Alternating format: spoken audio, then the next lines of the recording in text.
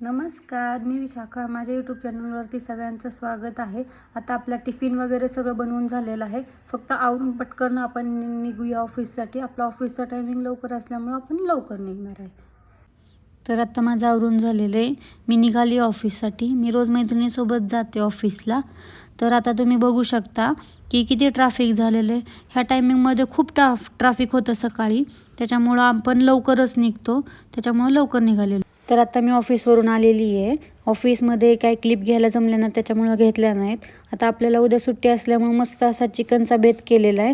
मस्त चिकन असं शिजवून घेऊन त्याला तयार झालेलं आहे. फक्त आता त्याच्यावर कोथिंबीर टाकायची आणि मस्तपैकी भाकरी करून घ्यायची.